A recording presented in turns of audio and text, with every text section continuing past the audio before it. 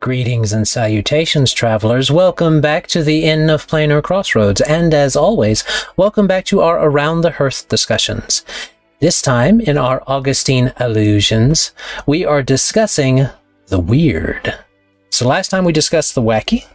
This time we're discussing the weird, and in that, we are going to be throwing out ideas on how to use it in your games, as well as distinctions that you can make between something that's weird and wacky, because we talked about wacky quite a bit last time, and how it's a lot about tone. So this time we're going to be probably touching on that a bit more today. But before we get into that, let's do announcements and our spotlight. So, announcements. I start us off so everybody else can think about what they want to say. I'm Adam L. Spain with the Inn of Planar Crossroads. We are still getting towards our $100 per month support goal is what we're working at right now. If you want to help us do that, you can contact us at Patreon, Subscribestar Locals, or through direct contact.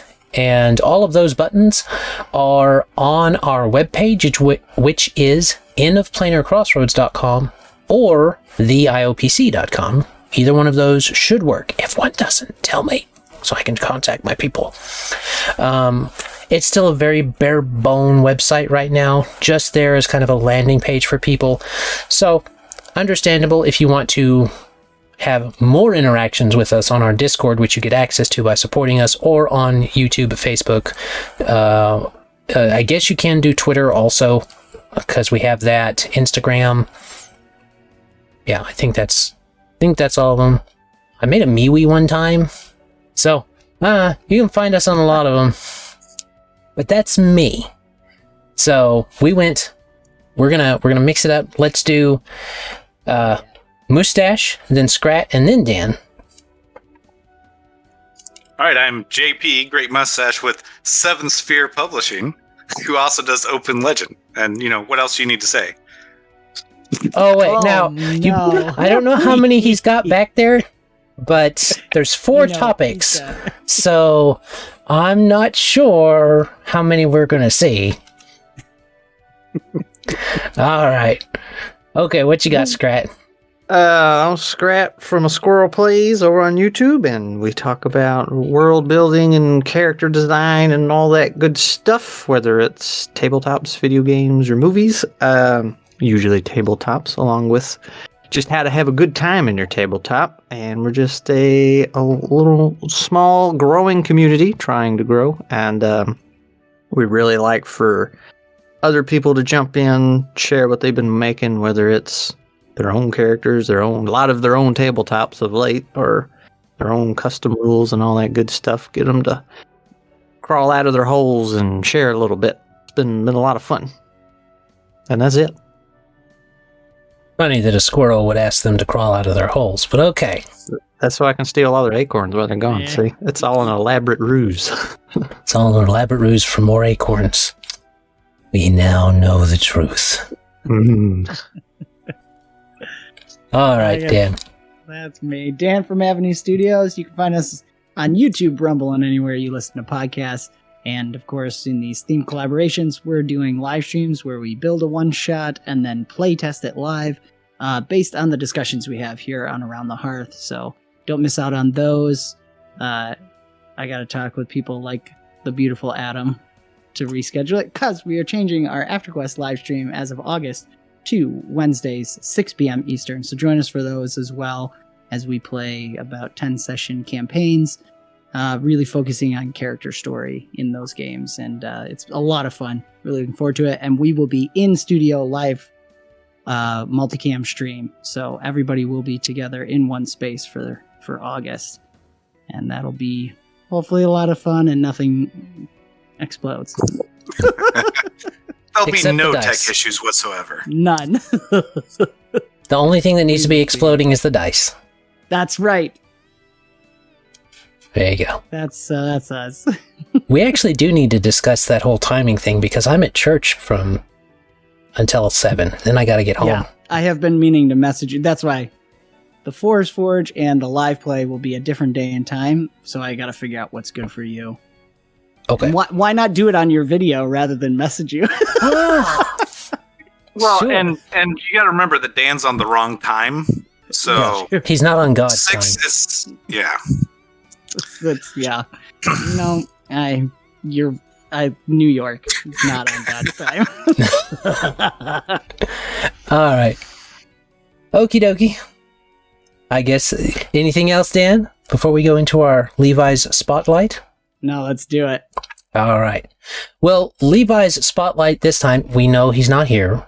Okay. But it's still Levi's spotlight in name. So we've got Dragnacarta. Dragnacarta is got about 934 subscribers as of this video. We are shouting him out because he's got resources, it says, and tools for dungeon masters. Dragna's Den. So, and I must say, I approve of the logo, as silver dragons are the superior dragon, in my opinion. So there you go. Hot take. Hot take. All right. That is our shout out this time. I think that's everything that we have before we get into the weird. So why don't you join us, travelers? Come in. Sit down around the hearth and grab your preferred beverage as we discuss the weird in your games. Skål. Cool. All right. So the weird. I'm going to throw out some more media stuff to get you guys in the headspace. Sweet. So we've got Supernatural. Not just in general, but the actual show, too. So Supernatural. Obligatory reference. Yeah. Every month. Well, as a retroactive obligatory reference, Loki's episodes in Supernatural were pretty wacky. And that's a good way to look at sprinkling it in. But that's beside the point. That's not this time. So we've got Supernatural. We have things like Warehouse 13, the X-Files, stuff like that. And then... I only just heard you say that as the Hex Files. The Hex Files? Makes me interested. There you go. See, tell us if you run the Hex Files in your games. You're like a coven of witches that solves mysteries by looking into their cauldron at clues and stuff, or something like that. You gotta have at least 3 players, though. Yeah, you're the white witches going after the darker ones. Something like that. That would be more like a charmed thing then, huh? So they're going after the hexes, right? To break them. Something like that. I know. I didn't watch that. All right. But then, there's those things. But I would also posit the video game Little Nightmares. That's very weird. Mm-hmm. And it's not necessarily surreal because it's not actually allegorical. Like, these are things that are happening within the world itself. These aren't allusions to something else necessarily. Like, they're just outgrowings of those things. At least as far as I understand it. I would say that something like Pan's Labyrinth could be surreal or weird, depending on what you want to go for. It does lean heavily into both, so I could understand you wanting to term it more surreal than weird. Then there is, for something dark City. It's a very weird one. It's not necessarily surreal because everything is happening. Like, everything is actually happening within that. It's just weird stuff that is happening. So that would be why I would term it more weird. And if you want something more fun and lighthearted while maintaining the weird stuff, and it doesn't fall necessarily into the wacky, that would be something like Addams Family. Or Wizard of Oz. I would term those more as weird rather than wacky. Especially the Tim Burton version of the Addams Family. Because that's very weird, but not necessarily something that is wacky. Even though wacky things happen in it. So, those are some things to throw out there. Just to and I'm willing to be challenged on some of those because some of it is kind of fuzzy. But you already pointed those out, though. Yeah. That's true. I was interested, so in this, we're saying weird wacky can go crazy, like breaking physics almost and stuff, like we had talked about Animaniacs, whereas in weird, it's a little closer. You're bending more than breaking. Does that seem fair? I suppose that's a way of looking at it. Okay. Yeah. Because it's still in reality, but weird things are happening, can't necessarily be explained, but they're not just like over the top, just like we were talking, pulling stuff out of a hat that shouldn't fit in there. Unless it's supernatural, see? And that's where you kind of get this kind of gray area where something weird can have supernatural elements and appear wacky and strange unless there's magic involved. And that's why I say something like going back to Dark City. It's a heavy show. It's got themes about the shifting of reality and perceptions and mental ideas about things and who are you in your mind type of thing. But in that, everything's still happening physically to that city. Things are moving around in that city physically. It's being rearranged physically. So there's two sides to that strangeness. I think with wacky, it's more like it can just suddenly pop out in craziness. Whereas with the weird, there's still rules that exist that are followed, even if they might be occasionally bent or broken. But with wacky, it's just like anything and everything can happen at any moment in time. Right. I mean, on one side, with the wacky, on one side, a piano can fall on top of somebody and then walk out with just piano keys in their teeth and stuff and go poof, poof, poof, poof, poof. But then you get a simple mallet and smack them over the head and all of a sudden they're knocked out.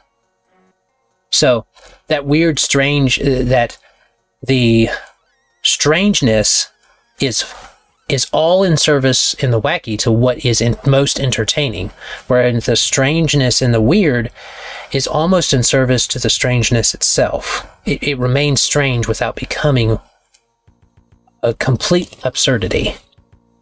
So, at least that's kind of what I'm seeing. Weird has rules to follow. Yeah. Which is why Warehouse 13 makes such a good sense, and X-Files and other things like that. Yeah, that's really interesting. And that makes sense, too, why the wacky can lend itself quickly to goofy, more lighthearted, because things are just going crazy. So, like in wacky, you can have a coyote paint something on a cannon wall, and he can't, a canyon wall, and he can't go through it, right, but another character can, right? Right. Whereas in weird, if something's done, it can usually happen.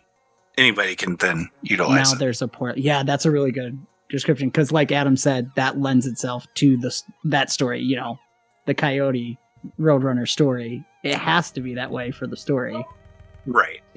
So, like, I think the way that I like to introduce weird in my games is through items. I like weird items quite a bit, because then the weirdness can almost be engaged with in such a way that the players get to pick how weird they want the game. And you could do that with wacky too. With weird and wacky, you can let your players pick how much they engage by containing that in items rather than in the world itself as a place or something, like our last example.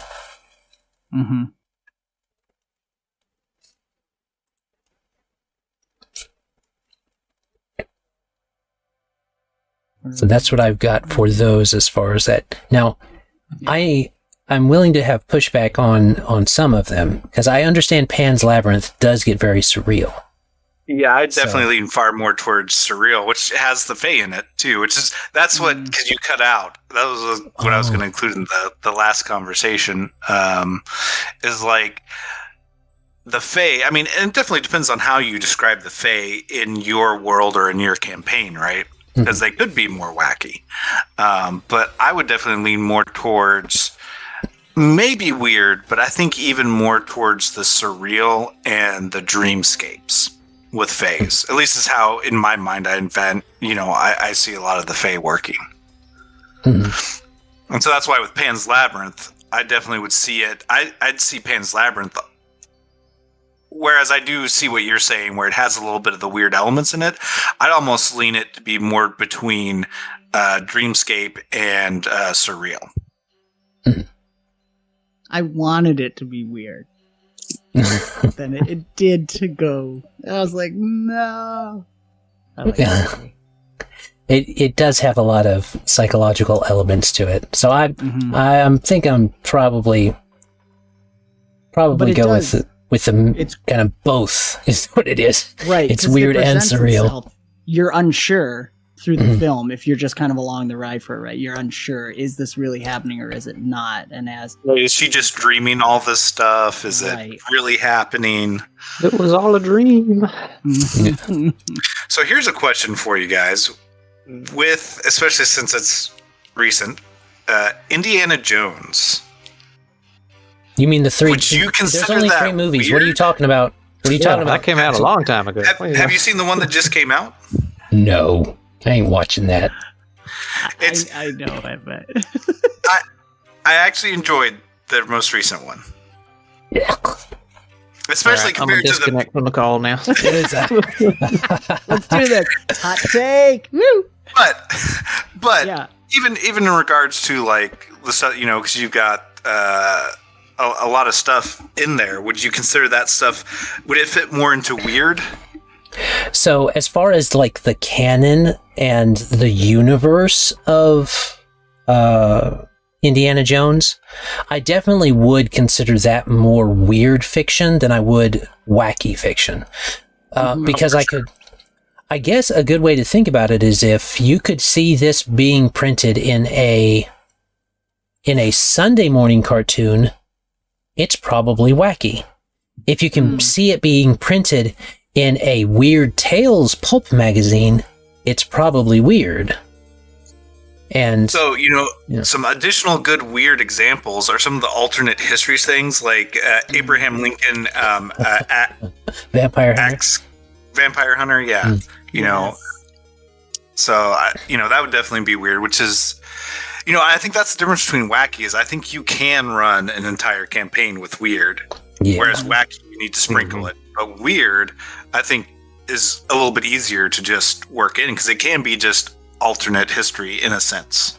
So there's a few things I listed down for this one, but I won't go through all of them. Has anybody seen? I'll do an anime and a game here. So has anybody seen Parasite, the anime? And I swear I don't watch that much anime. So seen a bit of it. I've got 1 or 2 episodes of it, I think. Okay, it's spelled with a Y. That one. Yeah. Okay, so I didn't realize this was that old. I was looking it up earlier. Apparently the manga came out in like 87 or something. But nice. The show's definitely more recent. But that's weird in the sense, so like the story isn't a weird one. It's like, okay, aliens come in, they're doing a thing, and people are, it's like, I'm trying to figure out how much I don't want to spoil here, but the story itself is not weird. There's some moral conflict there that we've heard in stories 100 times before, but the weirdness are the parasites and like what they do to the people. They turn them into these like really nasty, horror-looking monsters, but they look like people until they decide to eat something. So like that whole time you're going through the show, like that's weird and creepy, but the story itself is not. Whereas there's a game called Katana Zero. I don't know if you guys have played that. Again, story is simple when you just lay it out. It's like, okay, there's a soldier that was experimented on. He's no longer in the military. He's doing some oddball mercenary type of jobs. He's hunting down some gangsters, and you're not really sure because you kind of lost your memory. You're trying to piece that together. But here's the setting. You're a samurai running around in samurai robes with the katana, obviously, because the name. But it's a modern setting. So you're going up against guns and everything. So I would think the setting is super weird, but again, the story is not weird. So I don't know. Does that fall into the weird category or for both of those? It's Japanese, so probably. I've seen some of the gameplay. It's pretty cool. Oh, it was super. I was hooked because the story was just you have no idea what's going on. And I like those stories presented like Steins Gate. You watch the first couple episodes and you're like, I have no clue what's going on. And then you watch a little bit more and you start piecing it together, and then the weird starts to make sense. Yeah. But one thing I wanted to say about Parasite was, as weird as those monsters and creatures and aliens were, to what you guys were saying earlier, like they followed a set of rules. There was no, all right, piano falls on the guy and then that doesn't do anything, but then the mallet does. Like, they had rules they made for that world and followed them, but it was still weird through and through. Or from beginning to end, I mean. Mm-hmm. Yeah, I definitely can see that. And your examples actually bring up another thing, because you mentioned Steins Gate and then other stuff. Time travel would probably fall into weird and not wacky, because while you can have wacky things happen, like bringing a caveman into modern times and having a comedy out, like that's kind of wacky. And I love time travel stuff. Just visiting. I love it. But the idea of actually discussing time travel, actually having somebody from the future or the past come in, that becomes a lot more of a weird type of fiction, and I would think, because a lot of the times when you're doing that, you're going to end up addressing some kind of mechanic behind this time travel, or some kind of way that it happened, or the purpose of it. People are not just going to let somebody from prehistoric times just exist. People are going to be curious, like, how did this happen? What's going on? Where did this come from? Stuff like that. Because there was a kids anime also on Fox Kids, I think, that was this caveman kid. This cave boy had come to the future, and his big mallet hammer, this big stone hammer, is alive because they used some tech on it or something like that, and he's having to fight these future guys with his hard head and stuff. It's wacky. But if you were to do that and play it straight, you would have to kind of, anytime you play anything straight, you're probably going to be playing weird and not wacky. Because playing it straight by nature is very much, hey, this is something that is out of the norm. In wacky, the wacky is almost the norm. That's kind of the buy-in. And so putting in this weird stuff, like JP said, is more of something like people buy into this whole hog into their games. Call of Cthulhu is a weird game. It would fall under this category of weird, sometimes surreal and other things, but mainly weird, because you're dealing with these strange entities. There are rules that they follow. Coming in and getting summoned is one of those things that happens. Now I could see someone trying to play a wacky game with like a chibi Cthulhu who's trying to take over the world and is constantly thwarted by, Cat Cthulhu or something. Yes, it would be Cat Cthulhu who is trying to take over the world. There it is. Instead of Cthulhu. So there you go. So Cat Cthulhu is trying to take over the world. I think another weird setting is traveling to another world. So that's like they recently tried to do that. There was that Monster Hunter movie where the army got transported to this other world and stuff. So, things like that where you're not native to the world, but you still have maybe your equipment and your things, and you're suddenly in this world. So where, there's dragons, there's, all that sort of stuff. Yeah. That movie that was Monster Hunter in name only. Yeah, I know what you're talking about. Yeah, right. I mean, there's a lot that are in name only, but, it was still, an interesting to think about something. That. Yeah. It was something. But yeah, I get that. And I could see how that is the case for a lot of weird fiction. Because even something like H.G. Wells' and the time machine. That's going backwards and forwards in time. It's a weird tale about seeing the future and the past and different stuff like that. I think it was only, it was the future. So it was interesting that I thought it was interesting that he was transporting in time but not space. So that was fun. But that aside, the back and forth was something that could be taken into account. You're in a new world in that sense, and then you also have that, like you're saying, the cross-dimensional type of thing that happens. Mm-hmm. Those are often, if you're playing it from a standpoint of your characters have this specific world that is theirs, and it's what they consider real and stuff like that, and then shifting over into another world where the rules are not the same, but there are still rules, very much lends itself, to the idea of the weird. If they switched over to a world where nothing was the same and everything was crazy and wacky, they either went to the Maelstrom or they're in a wacky game now. Well, and this kind of goes in a little bit with what you guys were talking about last time with sci-fi and items and stuff, because one of the things I always thought would be cool is a character traveling to a fantasy world that has their guns, right? And what they've done is they've used magic to modify the magazines so that the ammunition restores itself. Mm-hmm. So that way they still have the ammo. They got to still inject the magazine and load another one, but then they can pick that magazine up and it's magically caused all the powder, all the shells, and all the actually bullets to reform and go back into the magazine and things like that, so that they can still use their very out of place weapons or items within this fantasy world or other world that they are now in. So now they can act out their, fantasies from the Westerns where everybody never runs out of bullets. Yes, exactly. Yeah. It's cool. It's almost like a variation on that belt. I think it's in 5th edition that returns your knives you're throwing next to you. It's doing bullets. Yeah. That's a cool idea.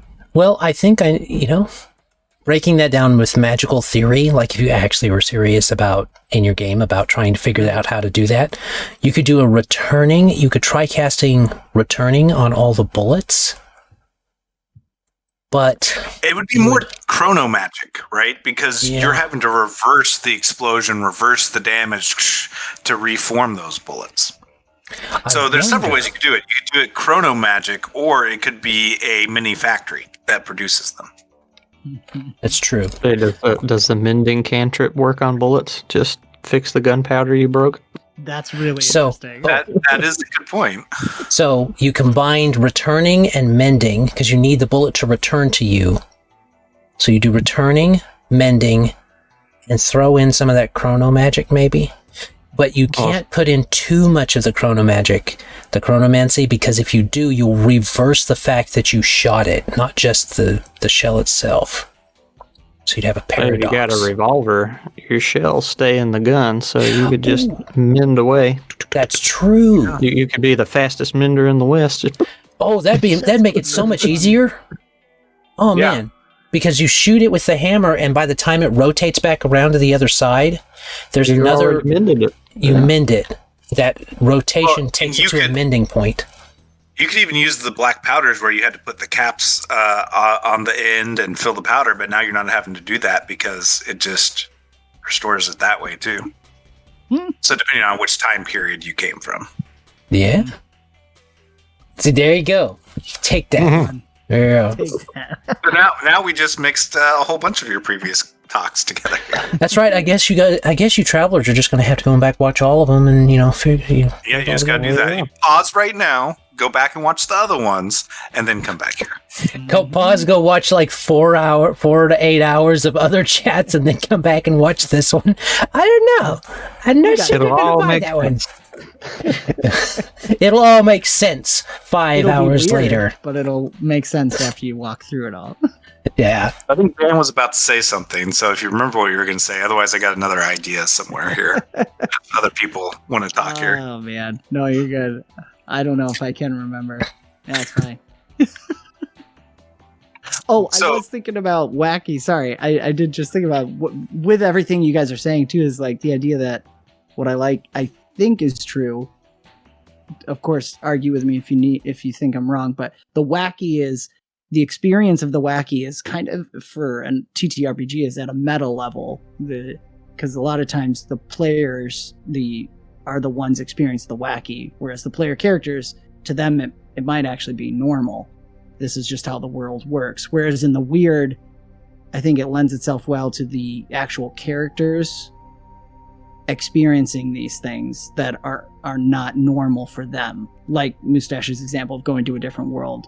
There's still rules, but they're not used to these rules, or the items that do things that we're not used to. So I don't know, it seems like that's maybe something quintessential to the differences between these two. Or the experience of. Mm-hmm. That is very possible. So I got two thoughts that popped in my mind. Since we were talking about, revolvers and stuff, you've got in Dark Tower where the revolvers that he has were melted down from Excalibur. So they made the revolvers out of so they made several revolvers out of the metal of Excalibur, which is why those revolvers work so well and are so effective against the bad things, right? Mm-hmm. Okay. So then that gets interesting, like modifying the weapons with special magical items, or that thing that you guys were talking about just recently, that book. The Zoo book or whatever. Battle Zoo Bestiary. Battle Zoo Bestiary, yeah. Yeah, using that stuff to modify the weapons, right? And then another thing, besides, I like weapons to do weird, but I also like, whether it's for players or for NPCs, to use some of the random generators out there for character ideas. Because sometimes they have weird stuff in it, right? So let's a nosy half-elf barbarian from a carnival freak show who only has 2 more years before a demon comes back to claim their soul. Right? That's one that just randomly generated here. So I think those are good tools to help. How did you generate tats? I'm just asking. Yeah.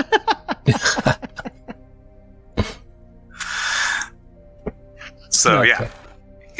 Random generators. I love using those for giving creative ideas, or the random tables if you get some of those. My next video is actually going to be about that. Oh, sweet. There you go. Well, next video that's already come out by the time that this comes out. Oh, yeah, so sure. It'll be old news by then. So what he meant to say, time travel wise, is that he just made a video recently about it. He's a time traveling squirrel. So, yeah. There you go. So that's like this one, stern elf druid from the dry lands who has a burning hatred for pirates. Okay, are pirates in the dry lands? Was he not always in the dry lands? What's the story there? Come on, catch up, man. It's sand pirates, of course. Man, thought that was obvious. Mad Max, but sand pirates with medieval style ships. That'd be cool.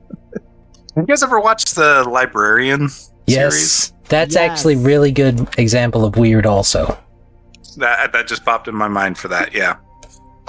So, it seems like, we're getting close to final thoughts time, so I'll keep this for a final thought. So, let's see. We started with Scrat last time, so we're going to start with Dan this time. Dan, Mustache, and then Scrat. Hit me. All right. I think I don't know if we've explicitly said it, but it's obvious that the weird lends itself to the longer campaigns, and utilizing either, I think what is even the Indiana Jones example is items too, of just what Mustache said.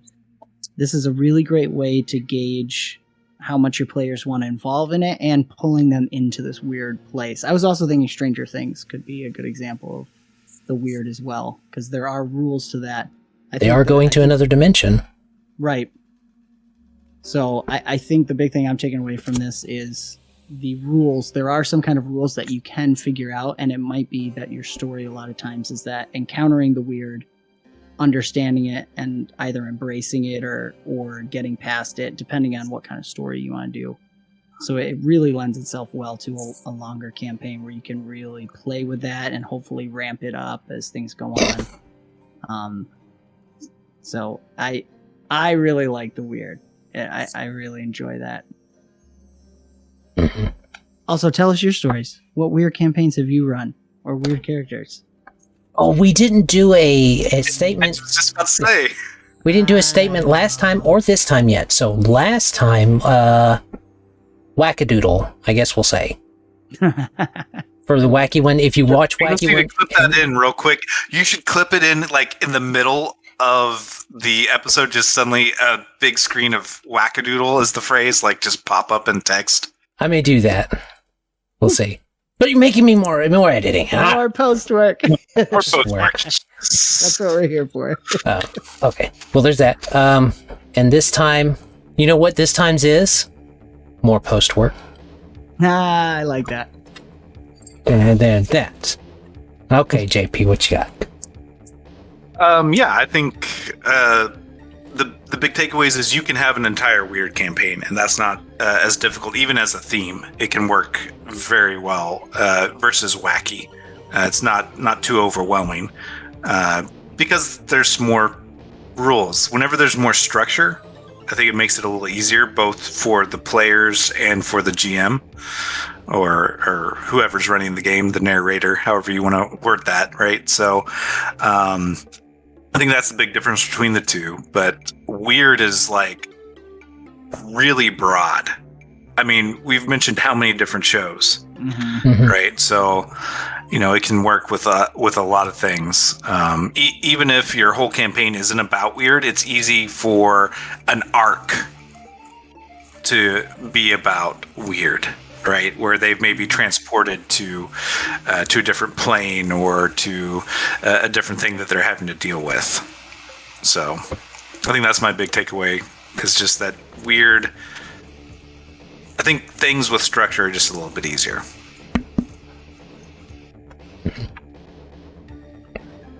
All right, Scrat. Oh, I'm next. Actually, I guess for a final thought here, I'll just share what I've been doing in our current campaign. And one reason that I wanted to do this is because, like most of you know, like I'm the newer kid on the block when it comes to tabletop. So the group I'm GMing for, about half of them are very well experienced with 5e and tabletop in general. So it's all a little news to them. So I'm like, okay, I want to give y'all something a little different. So this campaign they're doing, each chapter, we'll call it, each adventure they go off, they get warped to a different place, and they didn't realize it for the first couple chapters or so, but they're warping to different versions of the reality, different realities. So like, and there's just slight changes at first, and sometimes it's more than others. Like the very first place they warped to, goblins were very efficient at building, very good. Like they had built an elaborate temple, which is, they were like, okay, maybe that's just what Scrat decided to do. And then they get to the next world, find some orcs that were living in the frozen north, very nice, welcoming people, and they're like, okay, that's strange. And then they started putting the pieces together and realized that they were getting sent to places that didn't make sense. So I don't know, does that fall into the weird category? Or because y'all were talking about getting warped to different planes and planets and stuff, but technically it's not a different planet. But it is a different from their norm. Yes. So sometimes it feels familiar to them, and then sometimes they're like, okay, none of this, like your dwarves are speaking Elvish and your elves are speaking Dwarven. And in one world, and say, I'm glad we had the revolver talk, because one world coming up is all the dwarves are going to be a bunch of Western cowboy country hicks. It's going to be great. Daggum, them some of the best stores I ever seen. It almost sounds like it's a little combination of subverting expectations, but then you also do have a little bit of weird too. Yeah, and then trying not to let it go too off the rails. Like we were talking about earlier, like weird has rules, whereas wacky doesn't. So there's some consistency there. I think just tagging on that too, it shows that thing again of like, it's both the players and probably the characters too are experiencing the weird, which I think is a good, which also lends itself to the longer campaign because you and your character are kind of going on the ride together. You do get to have that buy-in a lot more if you're having. It's like keeping the mystery in a mystery campaign. You do that by not letting your characters know who did it, type of thing. And so if you keep your characters on their toes, the players will be on their toes as well, most often. Yeah. So. They figured out they're going to different realities, but they don't know why yet. Still got to piece that one together. All right. I guess that leaves it to me now. And I'm going to do something that I did in one of our last chats. All fiction has an element of the weird to it. You're already running a weird game. These people aren't playing humans, they're playing orcs or elves, or if they're playing humans, they're humans that have abilities and strange things going on with them, even in Call of Cthulhu and other things like that. These aren't normal people.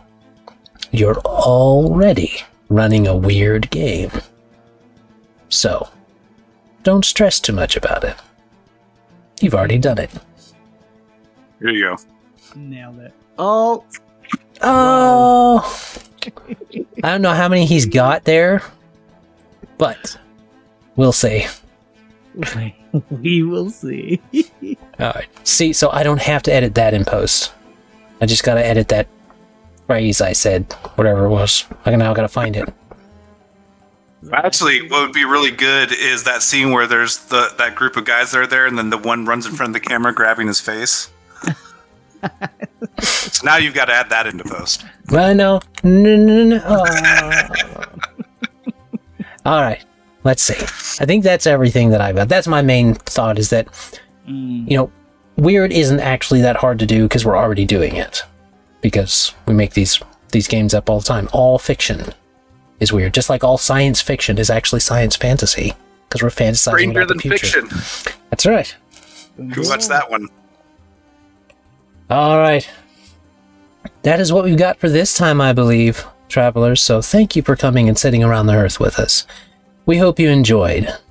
Do check out Dan over at Avenue Studios on YouTube, JP over at 7th Sphere Publishing / Open Legend, and Scrat from A Squirrel Plays on YouTube.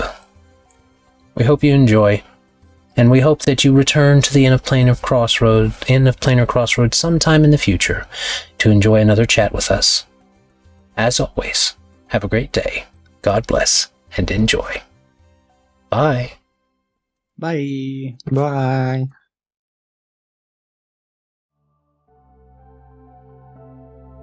This content was made possible by travelers and viewers like you. Thank you.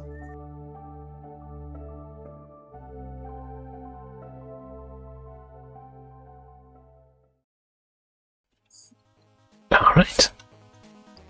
Man, I gotta say, every time you start talking and then you take a pause between your words, I'm like, did he disconnect? Is he still there? That's the secret. That's the secret. I keep them on their toes, viewers. That's how I do it. Can we talk about him behind his back, or is he still there? That's the real question. But the real answer is, I'm always listening. There. Ooh.